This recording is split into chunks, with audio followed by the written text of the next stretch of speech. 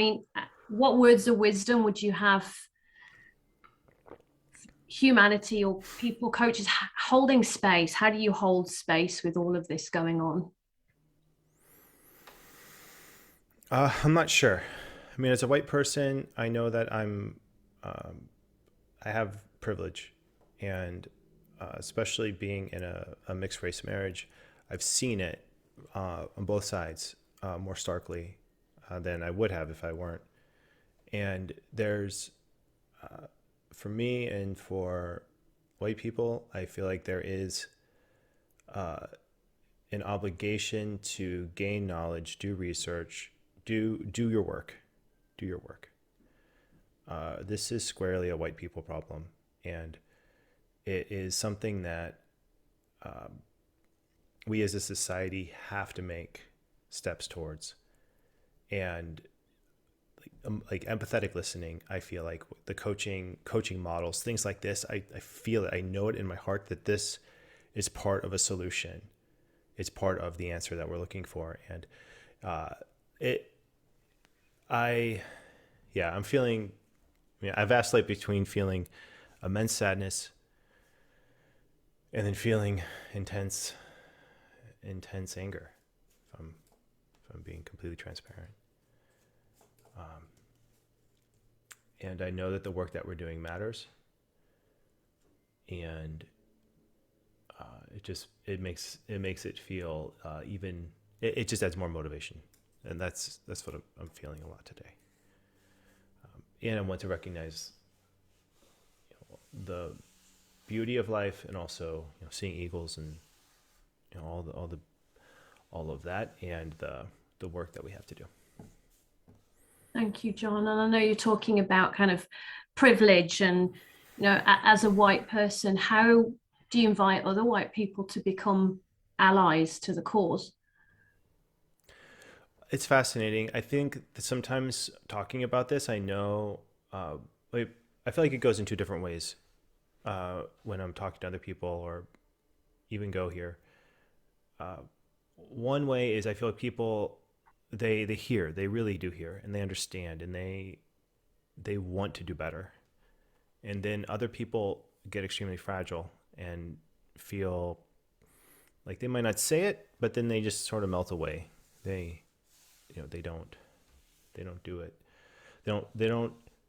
They get uncomfortable and they fall away. So I think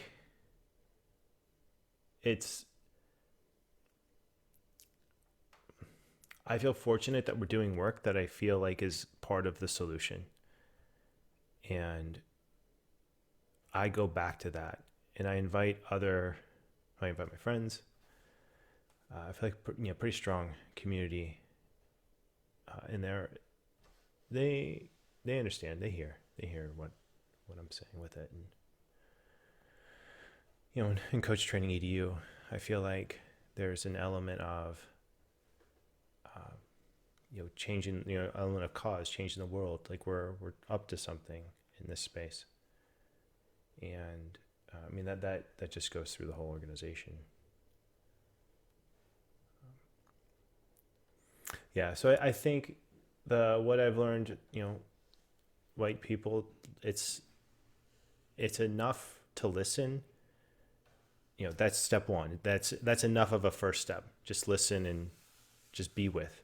And then the next step is, okay, now seek out knowledge. Like do the reading, do the Googling. And then the third step is, take action. Do something. Yeah, do something.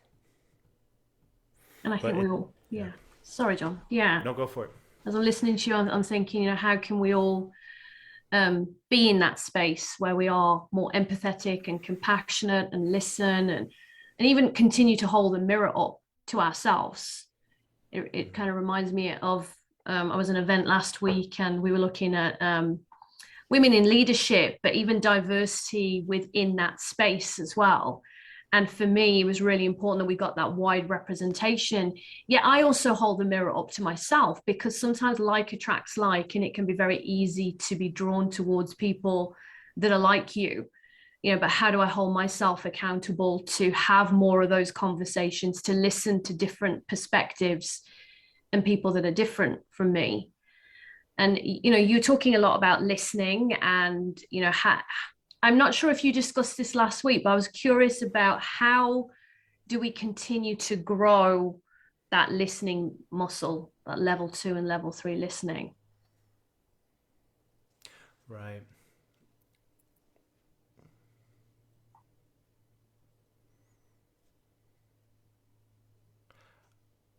I think it's a matter of awareness and practice.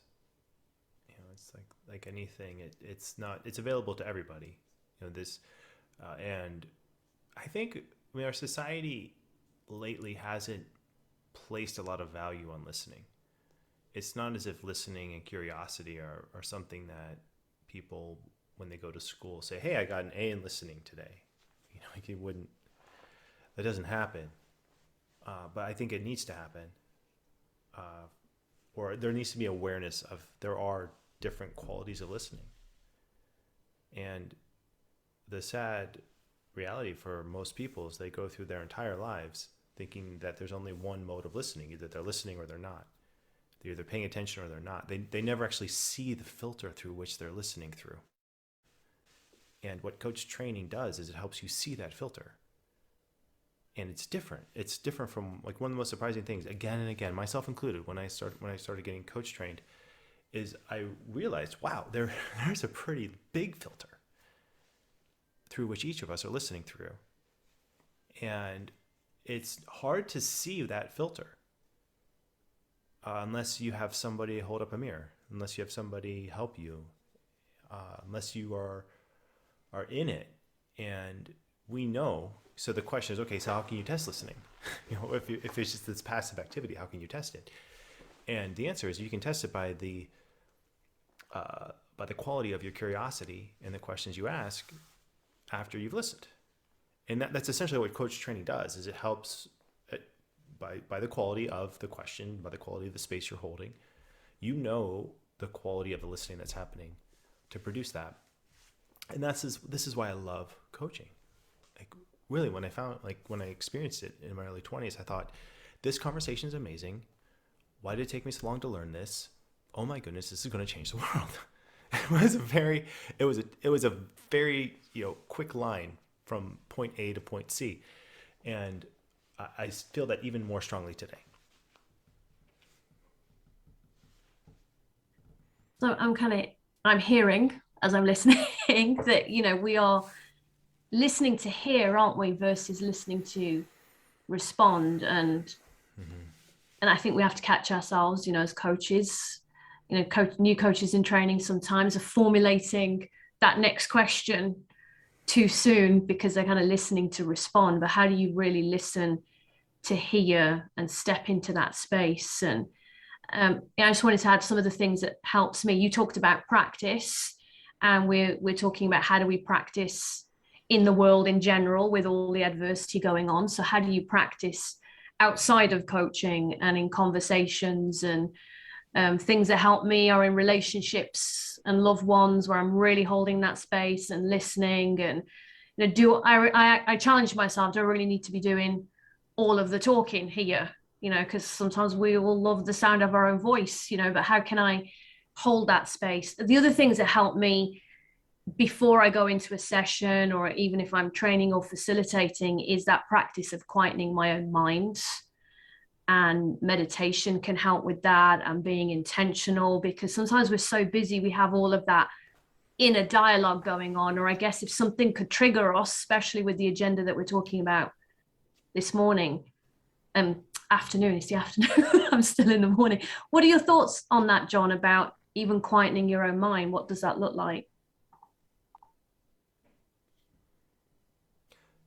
I think, I feel, meditation, having a routine to get into a coaching space, being able to work with it. I'm just, in my mind, I'm thinking yes.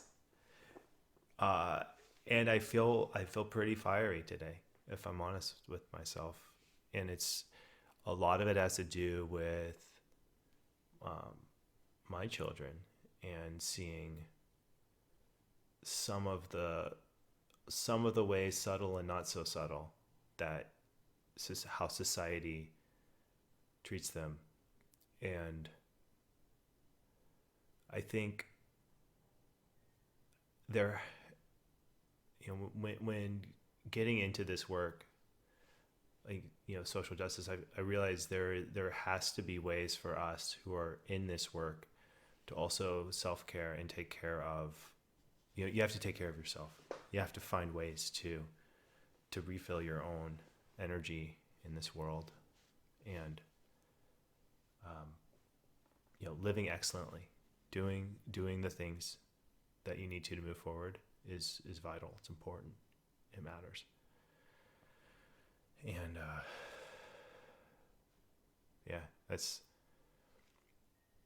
I think listening is a part of that. Listening level 2, listening level 3 to loved ones, to your friends. It's a beautiful exercise. It builds relationship. Having places of meditation, routine, self-care. It's amazing when all of that starts to fit into a larger purpose or a calling, like doing your life's work that you feel. Like there is something there that makes me feel so alive and so born to do this work. And I feel like that's the opportunity that's available for people when they step into this world.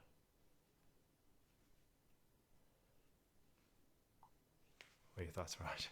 How are you doing? I'm just curious about the fire that you're feeling, John. It goes to Papa Bear energy,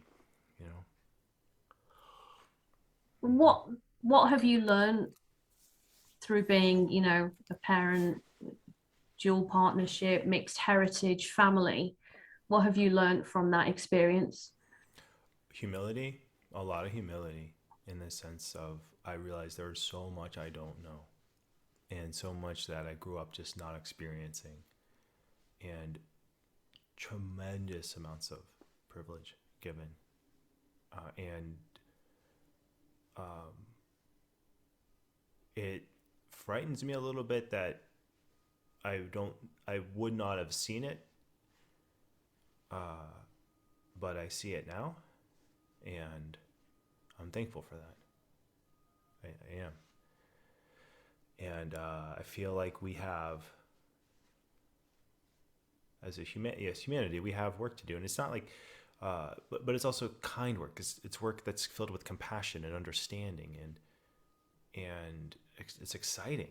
It feels like I have hope too for what we're doing, especially this younger generation. Like some of the ideas that my teenage daughters talk about are exciting.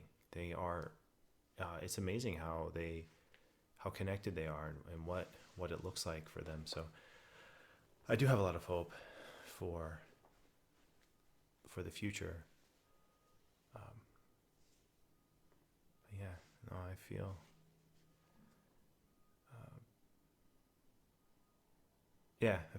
a lot of things goes in that space.